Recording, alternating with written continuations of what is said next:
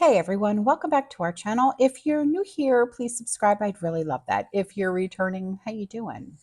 What we're going to be talking about today is when it's time and we're desperate for food, the measures that we will take, things like that. Um, have you ever explored the world of foraging? Do you happen to have any books on foraging? I've got two books. One is an Army survival book, and my other one is my Marine Corps survival book. And in both of those books, there are sections on foraging. And I have been nitpicking with the foraging. I've been trying my hand at it. That's what I mean. And around here, it's not too much. You know what I mean? So the one thing, like I said to my son, I said, when you're out and about and you're delivering packages, if you happen to come across pine tree, I said, could you bring me home some pine needles, please? I said, I want to make some tea. And he's like, really, Mom? Please? In times of desperation, knowing what plants that are safe to eat can be an absolute lifesaver. Whether you find yourself lost in the wilderness or facing a food shortage, nature provides us with an abundance of edible plants that can sustain us in times of need. Some of these wild edibles may not be available in your general area. So it's important to research to see what plants are common in your location so you can learn about how to find and harvest them.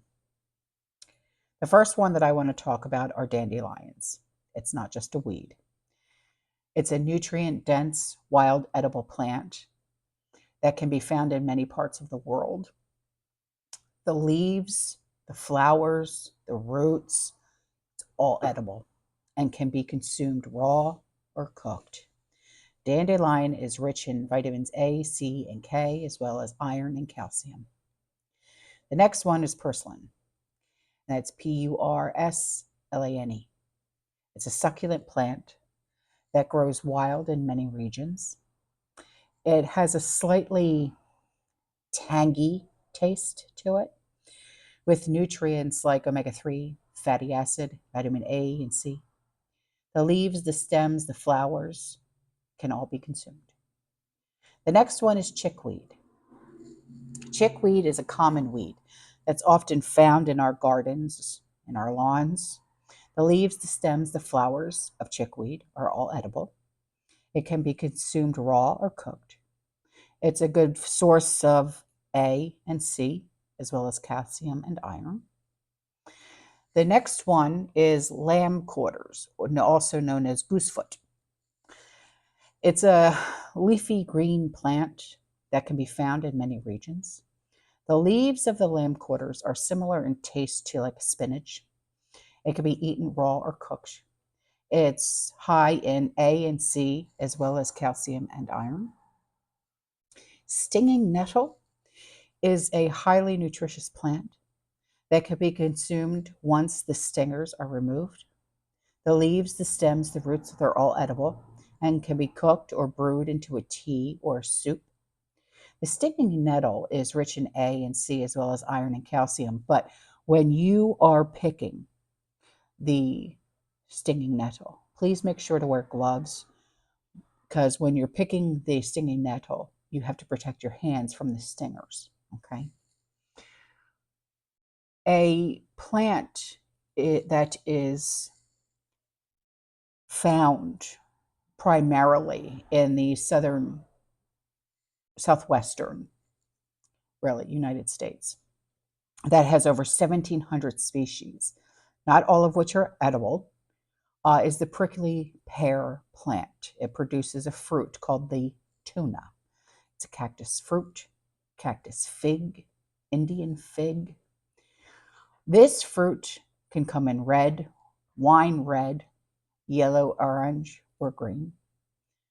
The raw up, up, opuntia, Opuntia, okay, the leaves can also be eaten. When preparing this plant for food, be sure you have to peel out the outer layer with the spines on it, okay, so you don't get to ingest the glochids, and that's glochids, because it's a chemical from which the plant can cause discomfort to your throat, to your lips, to your tongue, okay? I don't know if you've ever eaten cactus. It's an acquired taste, I will say that. I have cooked it myself. It's a nice, it gives a nice edge, I will say that, to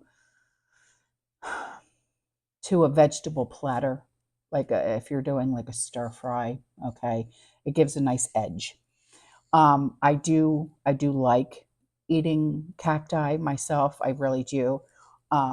If it, especially if it has like a dipping sauce on it, or even if you just put like a nice rub, like spice rub on it, it's really anyway.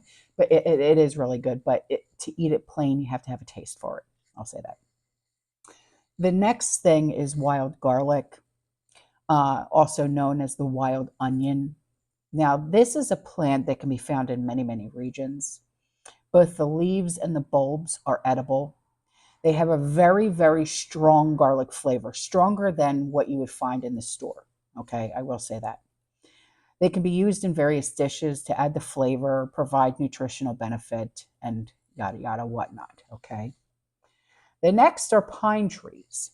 Now, these offer several edible parts that can be consumed in times of desperation. The inner bark, the young shoots, the pine nuts, the seeds, um, which are found in the pine cone. If you ever made your own pesto sauce, you put pine nuts in your pesto sauce. They're all edible. They can be eaten raw or cooked. Pine needles, you brew that into a nice tea. It's rich in vitamin C. Add some honey. It's fantastic, from what I understand. Wild roses, they produce a nice fragrant tea. The flowers are just so beautiful.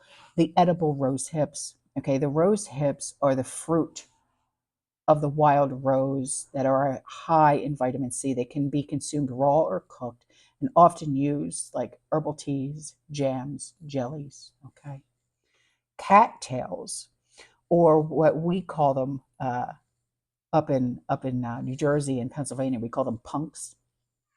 They're a versatile plant. They can be found near bodies of water. Various parts of the cattail or punk are edible, including the young shoots, the pollen, and the rootstocks. The shoots can be eaten raw or cooked, while the rootstocks, they boil them, roast them. You know what I mean. They are quite tasty, I will say that. I, it's been, oh my gosh, 30 some years since I've eaten one, but they are very good. The next thing is wild berries, like blackberries, raspberries, blueberries. They're obviously a very good, great food to find, especially in a survival situation. They can be found in very many regions. I grow them here in my own backyard. These berries are not only very delicious, but they're also rich in vitamins, antioxidants, and fiber. They can be eaten raw, of course, used in baking, made into jams and preserves. Um, Now, the next one are mushrooms. Foraging for wild mushrooms requires an expertise and caution, because some mushrooms are toxic, as you may well know. You're probably aware of that. However, there are numerous edible mushroom species, such as the morels, the chanterelles, oyster mushrooms. If you have knowledge and can safely identify them, wild mushrooms can provide a valuable food source. The plantain is a common plant with edible leaves that can be found in many regions. The leaves can be cooked and consumed like spinach, used as a wrap for other ingredients. Plantain leaves have medicinal properties as well. They could be used as a natural remedy for various ailments. Clover is a familiar plant with a distinctive three-leaf foliage. The leaves and the flowers of the clover are edible and can be added to salads or as a cooked veg. Clover is rich in vitamins and minerals and make it a nutritious option in desperate times. The next one is burdock, Burdock. It's a plant with very large leaves and edible roots. They can be found in many regions. The young leaves can be cooked and consumed, while the roots can be boiled or roasted or pickled. Burdock is high in fiber, contains various beneficial compounds. Wild asparagus can be found in certain regions. They offer a delicious and nutritious food source.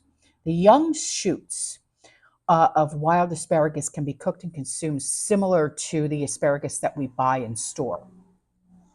They're good in A, C, and K, as well as folate and fiber. So after talking about all this, please practice looking for the plants that I've just talked about. Add your favorite ones. If you have any favorite books of wild, edible plants, let me know the titles, because I'm always looking for good books. And while I'm sure that many plants are not easy to find, it's important to know exactly what you can eat as survival food. So when the time comes, you can get involved in finding them and eating them, knowing what to eat when there is nothing else available is super important as you try to protect you and yours. Okay? All right, guys, I'm out of here. I will see you in the next one. You stay safe, you stay positive, you keep prepping, and as always, fear less. Ciao.